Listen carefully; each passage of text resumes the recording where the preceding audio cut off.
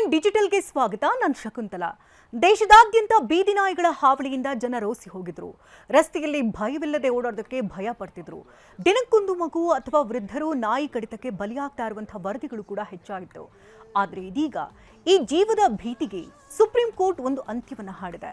ಹೌದು, ಮಾನವನ ಜೀವ ರಕ್ಷಣೆಗೆ ಮೊದಲ ಆದ್ಯತೆಯನ್ನು ನೀಡಿ ಸುಪ್ರೀಂ ಕೋರ್ಟ್ ಒಂದು ಐತಿಹಾಸಿಕ ತೀರ್ಪನ್ನು ಪ್ರಕಟಿಸಿದೆ. ಆದರೆ ಪ್ರಾಣಿ ಪ್ರಿಯರಿಗೆ ಇದು ನೋವು ತರಿಸಿದೆ. ಇಷ್ಟು ಕಠಿಣವಾದ ನಿರ್ಧಾರ ತೆಗೆದುಕೊಂಡಿದ್ದು ತಪ್ಪು. ಮೂಕ ಪ್ರಾಣಿಗಳ ಜೀವಕ್ಕೆ ಅವುಗಳು ಅನುಭವಿಸ್ತಾ ಇರುವಂತಹ ವೇದನೆಗೆ ಬೆಲೆಯೇ ಇಲ್ವಾ ಅಂತಿದ್ದಾರೆ ಪ್ರಾಣಿ ಪ್ರಿಯರು. ಹಾಗಾದ್ರೆ ಕೋರ್ಟ್ ಹೇಳಿದ್ದೇನು ಅನ್ನೋದರ ಸಂಪೂರ್ಣ ವಿವರ ಇಲ್ಲಿದೆ. ನಿಜಕ್ಕೂ ನಾಯಿಗಳನ್ನ ಕೊಲ್ಲಲು ಕೋರ್ಟ್ ಅನುಮತಿಯನ್ನ ಕೊಟ್ಟಿದ್ಯಾ? ಸುಪ್ರೀಂ ಕೋರ್ಟ್ ಹೇಳಿದಂತ ಆ 5 ಪ್ರಮುಖ ಆದೇಶಗಳು ಯಾವುದು ಅಂತ ನೋಡೋದಾದ್ರೆ, ಮೊದಲನೇದಾಗಿ ಹುಚ್ಚು ನಾಯಿಗಳನ್ನ ಕೊಲ್ಲೋದಕ್ಕೆ ಅನುಮತಿಯನ್ನ ಕೊಟ್ಟಿರೋದು. ಇತಿಹಾಸದಲ್ಲಿ ಮೊದಲ ಬಾರಿಗೆ ಅತಿಯಾದ ಆಕ್ರಮಣಕಾರಿ ಸ್ವಭಾವದ, ಹುಚ್ಚು ಹಿಡಿದ ಅಥವಾ ಗುಣಪಡಿಸಲಾಗದಂತಹ ಕಾಯಿಲೆಯಿಂದ ಬಳಲ್ತಾ ಇರುವ ಬೀದಿ ನಾಯಿಗಳಿಗೆ ಕಾರುಣ್ಯ ಮರಣ ನೀಡಲು, ಅಂದರೆ ಕಾನೂನುಬದ್ಧವಾಗಿ ಕೊಲ್ಲಲು ಸುಪ್ರೀಂ ಕೋರ್ಟ್ ಸ್ಥಳೀಯ ಸಂಸ್ಥೆಗಳಿಗೆ ಗ್ರೀನ್ ಸಿಗ್ನಲ್ ನೀಡಿದೆ. ಆದರೆ ಇದಕ್ಕೆ ಪಶುವೈದ್ಯರ ಕಡ್ಡಾಯ ತಪಾಸಣೆ ಮತ್ತು ಪ್ರಮಾಣೀಕರಣ ಬೇಕಾಗುತ್ತೆ. ಎರಡನೆಯದಾಗಿ ಸಾರ್ವಜನಿಕ ಸ್ಥಳಗಳಿಂದ ನಾಯಿಗಳನ್ನ ಸ್ಥಳಾಂತರ ಮಾಡುವಂಥದ್ದು. ಶಾಲೆಗಳಾಗಿರಬಹುದು, ಕಾಲೇಜುಗಳು, ಆಸ್ಪತ್ರೆಗಳು, ಕ್ರೀಡಾ ಸಂಕೀರ್ಣಗಳು ಮತ್ತು ಬಸ್ ಹಾಗೂ ರೈಲ್ವೆ ನಿಲ್ದಾಣಗಳಂತಹ ಜನದಟ್ಟಣೆ ಇರುವಂತಹ ಜಾಗಗಳಿಂದ ಬೀದಿ ನಾಯಿಗಳನ್ನ ಕಡ್ಡಾಯವಾಗಿ ತೆರವುಗೊಳಿಸಬೇಕು ಅಂತ ಹೇಳಿದೆ. ಈ ಹಿಂದೆ ಇದ್ದಂತೆ ಸಂತಾನಹರಣ ಚಿಕಿತ್ಸೆ ಮಾಡಿ ಮರಳಿ ಅದೇ ಜಾಗಕ್ಕೆ ಬಿಡುವಂತಿಲ್ಲ. ಬದಲಿಗೆ ಅವುಗಳನ್ನ ಬೇರೆ ನಿಗದಿತ ಆಶ್ರಯ ತಾಣಗಳಿಗೆ, ಅಂದ್ರೆ ಅನಿಮಲ್ ಶಟಲ್ಸ್ಗಳಿಗೆ ಶಿಫ್ಟ್ ಮಾಡಬೇಕು ಅಂತ ಹೇಳಿದೆ. ಮೂರನೆಯದಾಗಿ ಮನುಷ್ಯನ ಬದುಕುವ ಹಕ್ಕೆ ಮೊದಲು ಅಂತ ಹೇಳಿದೆ. ತ್ರಿಸದಸ್ಯ ಪೀಠದ ನ್ಯಾಯಾಧೀಶರು ಸ್ಪಷ್ಟವಾಗಿ ಇದನ್ನು ಹೇಳಿದ್ದು, ಸಂವಿಧಾನದ ವಿಧಿ 21ರ ಪ್ರಕಾರ ಪ್ರತಿಯೊಬ್ಬ ನಾಗರಿಕನಿಗೂ ಭಯವಿಲ್ಲದೆ ಬದುಕುವಂತ ಹಕ್ಕಿದೆ. ಪ್ರಾಣಿ ದಯೆ ಮುಖ್ಯವೇ, ಆದರೆ ಅದು ಮನುಷ್ಯನ ಜೀವಕ್ಕೆ ಕಂಟಕವಾಗಬಾರದು. ಪ್ರಾಣಿಗಳ ಕಲ್ಯಾಣ ಮತ್ತು ಮಾನವನ ಸುರಕ್ಷತೆಯನ್ನ ತೂಗಿ ನೋಡಿದಾಗ ಮಾನವನ ಜೀವಕ್ಕೆ ಮೊದಲ ಆದ್ಯತೆ ಅಂತ ಹೇಳಿದೆ. ಹಾಗೆ ನಾಲ್ಕನೆಯದಾಗಿ ಅಧಿಕಾರಿಗಳ ಮೇಲೆ ಕಠಿಣ ಕ್ರಮಗಳನ್ನು ತೆಗೆದುಕೊಳ್ಳುವಂಥದ್ದು. ಅಂದರೆ ಪ್ರತಿಯೊಂದು ಜಿಲ್ಲೆಯಲ್ಲೂ ಕಡ್ಡಾಯವಾಗಿ ಪ್ರಾಣಿ ಜನನ ನಿಯಂತ್ರಣ ಕೇಂದ್ರಗಳನ್ನು ಸ್ಥಾಪಿಸಬೇಕು ಅಂತ ಹೇಳಿದ್ದು, ಈ ಆದೇಶವನ್ನು ಪಾಲಿಸಿದಂಥ ಅಧಿಕಾರಿಗಳ ವಿರುದ್ಧ ನ್ಯಾಯಾಂಗ ನಿಂದನೆ ಕಾಯ್ದೆಯಡಿ ಕಠಿಣ ಕ್ರಮ ಕೈಗೊಳ್ಳಲಾಗುವುದು ಅಂತ ಕೋರ್ಟ್ ಎಚ್ಚರಿಕೆಯನ್ನು ಕೊಟ್ಟಿದೆ.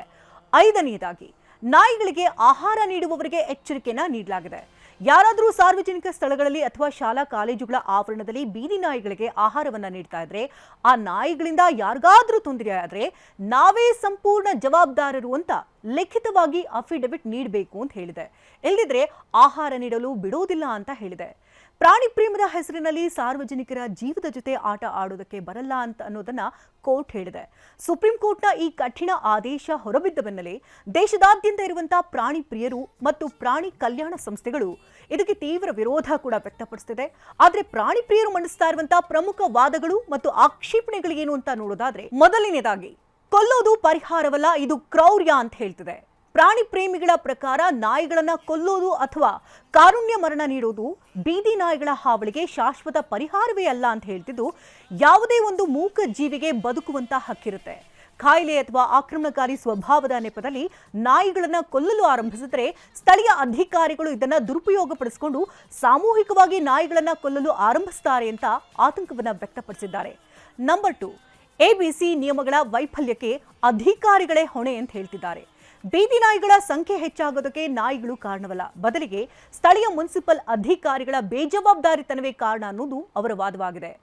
ಪ್ರಾಣಿ ಜನನ ನಿಯಂತ್ರಣ, ಅಂದ್ರೆ ಅನಿಮಲ್ ಬರ್ತ್ ಕಂಟ್ರೋಲ್, ABC ಮತ್ತು ರೇಬೀಸ್ ಲಸಿಕೆ ಹಾಕುವಂತಹ ಕಾರ್ಯಕ್ರಮಗಳನ್ನ ಸರ್ಕಾರಗಳು ಪ್ರಾಮಾಣಿಕವಾಗಿ ಜಾರಿಗೊಳಿಸಿಯೇ ಇಲ್ಲ. ಅಧಿಕಾರಿಗಳ ತಪ್ಪುಗಳಿಗೆ ಮೂಕ ಪ್ರಾಣಿಗಳನ್ನ ಬಲಿಪಶು ಮಾಡಲಾಗ್ತಾ ಇದೆ ಎನ್ನುವುದು ಆರೋಪ ಆಗಿದೆ. ಹಾಗೆ ನಂಬರ್ 3, ಸ್ಥಳಾಂತರದಿಂದ ಸಮಸ್ಯೆ ಮತ್ತಷ್ಟು ಹೆಚ್ಚಾಗುತ್ತೆ. ಅಂದ್ರೆ ಶಾಲಾ, ಆಸ್ಪತ್ರೆ ಮುಂತಾದ ಸಾರ್ವಜನಿಕ ಸ್ಥಳಗಳಿಂದ ನಾಯಿಗಳನ್ನ ಸಂಪೂರ್ಣವಾಗಿ ತೆರವುಗೊಳಿಸಿ ಆಶ್ರಯ ತಾಣಗಳಿಗೆ ಕಳಿಸುವಂತಹ ಆದೇಶಕ್ಕೆ ಪ್ರಾಣಿ ಪ್ರೇಮಿಗಳು ತೀವ್ರ ವಿರೋಧವನ್ನು ವ್ಯಕ್ತಪಡಿಸಿದ್ದಾರೆ. ನಾಯಿಗಳು ತಮ್ಮದೇ ಆದಂತಹ ಸ್ವಭಾವವನ್ನು ಹೊಂದಿರುತ್ತವೆ. ಒಂದು ಜಾಗದಿಂದ ನಾಯಿಗಳನ್ನ ಮುಕ್ತಗೊಳಿಸಿದ್ರೆ ಆ ಖಾಲಿ ಜಾಗಕ್ಕೆ ಪಕ್ಕದ ಏರಿಯಾದಿಂದ ಮತ್ತಷ್ಟು ಹೊಸ ಮತ್ತು ಹೆಚ್ಚು ಆಕ್ರಮಣಕಾರಿ ನಾಯಿಗಳು ಬಂದು ಸೇರಿಕೊಳ್ಳುತ್ತವೆ. ಅಲ್ಲದೆ ಭಾರತದಲ್ಲಿರುವಂತಹ ಬಹುತೇಕ ಪ್ರಾಣಿ ಆಶ್ರಯ ತಾಣಗಳು ಅತ್ಯಂತ ಕಳಪೆ ಸ್ಥಿತಿಯಲ್ಲಿದ್ದು, ಅಲ್ಲಿ ನಾಯಿಗಳಿಗೆ ಸರಿಯಾದ ಆಹಾರ, ಚಿಕಿತ್ಸೆ ಸಿಗದೆ ನರಳಿ ಸಾಯುತ್ತವೆ ಅಂತ ಅವರು ವಾದಿಸ್ತಾ ಇದ್ದಾರೆ. ನಂಬರ್ 4, ಆಹಾರ ನೀಡುವವರ ಮೇಲಿನ ನಿರ್ಬಂಧ ಅನ್ಯಾಯ ಅಂತ ಹೇಳಿದ್ದಾರೆ. ನಾಯಿಗಳಿಗೆ ಆಹಾರ ನೀಡುವವರಿಗೆ ಲಿಖಿತ ಅಫಿಡವಿಟ್ ಕಡ್ಡಾಯ ಮಾಡಿರುವುದನ್ನು ಅವರು ಖಂಡಿಸಿದ್ದಾರೆ. ಹಸಿದ ಪ್ರಾಣಿಗಳಿಗೆ ಆಹಾರ ನೀಡುವುದು ಮಾನವೀಯತೆಯ ಕೆಲಸ. ಆಹಾರ ನೀಡೋರನ್ನ ಹೆದರಿಸಿದ್ರೆ ಅಥವಾ ನಿರ್ಬಂಧಿಸಿದ್ರೆ ನಾಯಿಗಳಿಗೆ ಆಹಾರ ಸಿಗದೆ ಅವು ಹಸುವಿನಿಂದ ಮತ್ತಷ್ಟು ಆಕ್ರಮಣಕಾರಿಯಾಗುತ್ತವೆ ಮತ್ತು ಜನರ ಮೇಲಿನ ದಾಳಿಗಳು ಮತ್ತಷ್ಟು ಹೆಚ್ಚಾಗುತ್ತೆ ಅಂತ ಎಚ್ಚರಿಸಿದ್ದಾರೆ. ನಂಬರ್ 5, ಬೀದಿ ನಾಯಿಗಳು ನಮ್ಮ ರಕ್ಷಕರು ಅಂತ ಹೇಳಿದ್ದಾರೆ. ಬೀದಿ ನಾಯಿಗಳು ಕೇವಲ ಕಚ್ಚೋದಿಲ್ಲ, ಅವು ರಾತ್ರಿಯ ವೇಳೆಯಲ್ಲಿ ಕಳ್ಳರ ಹಾವಳಿಯನ್ನ ತಡೆಯುತ್ತವೆ ಮತ್ತು ಅಪರಿಚಿತರು ಏರಿಯಾಕ್ಕೆ ಬರದಂತೆ ಕಾವಲು ಕಾಯುತ್ತವೆ.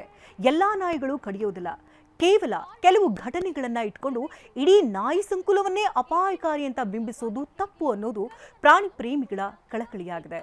ಸಾರ್ವಜನಿಕರು ಮನುಷ್ಯರ ಜೀವ ರಕ್ಷಣೆಗೆ ಕೋರ್ಟ್ ಆದೇಶವೇನೋ ಸೂಕ್ತ ಅಂತಿದ್ರೆ, ಪ್ರಾಣಿ ಪ್ರೇಮಿಗಳು ಮಾತ್ರ ಇದು ಪ್ರಾಣಿ ಹಕ್ಕುಗಳ ಉಲ್ಲಂಘನೆ ಮತ್ತು ಕ್ರೂರ ನಿರ್ಧಾರ ಅಂತ ನ್ಯಾಯಾಲಯದ ಆದೇಶವನ್ನ ಮರುಪರಿಶೀಲಿಸುವಂತೆ ಒತ್ತಾಯಿಸುತ್ತಿದ್ದಾರೆ.